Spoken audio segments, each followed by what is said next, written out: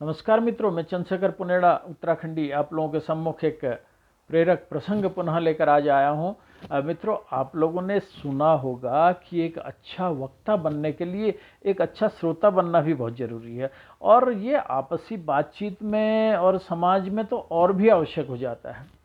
यदि ऐसा नहीं है तो इसका बहुत बड़ा खामियाजा भी आपको भुगतना पड़ सकता है।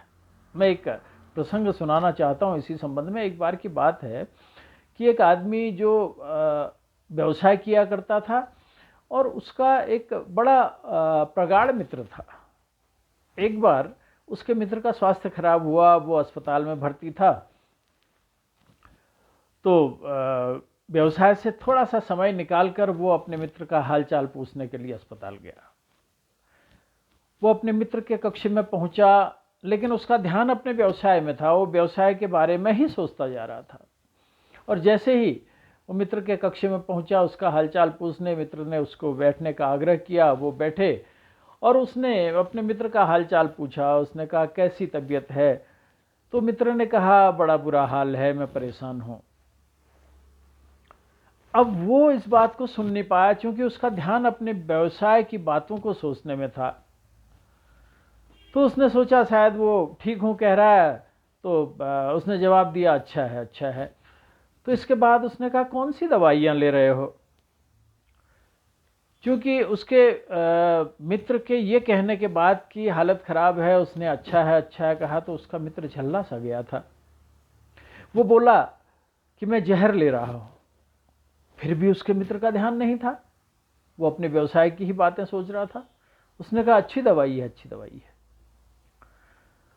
तो जो मरीज उसका दोस्त था वो काफी झल्ला गया, काफी गुस्से में आ गया। और तीसरी बार उसके मित्र ने, उस व्यवसायी ने उससे पूछा कि तुम्हारा डॉक्टर कौन है?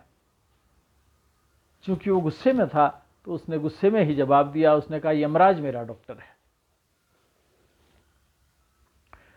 इस बार भी उसका ध्यान अपने व्यवसाय की बातें सोचने में था, व्यवसाय की तरफ था। तो उसकी बात को, उसके उत्तर को वो सुन नहीं पाया। उसने कहा, अच्छा है, अच्छी बात है, अच्छा डॉक्टर है। तो दोस्तों, इस बात को सुनकर उसके दोस्त के दिल में खटास पैदा हो गई अपने संबंधों को लेकर। उसने कहा, तू मुझे मारने आया है या मेरा हालचाल पूछने आया है?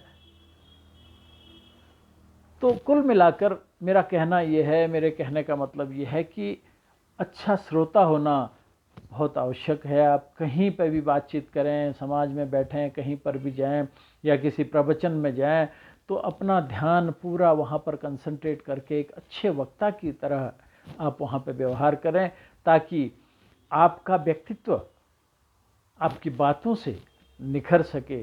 आप लोगों की बातों का सटीक जवाब दे सकें, नपातुला जवाब दे सकें, उल्टा जवाब न दें, और समाज में आपकी छवि खराब न हो, आपके संबंध खराब न हो। इन्हीं बातों के साथ मैं आज के इस प्रसंग को समापन की तरफ ले जाता हूं। जय भारत, जय उत्तराखंड मित्रों।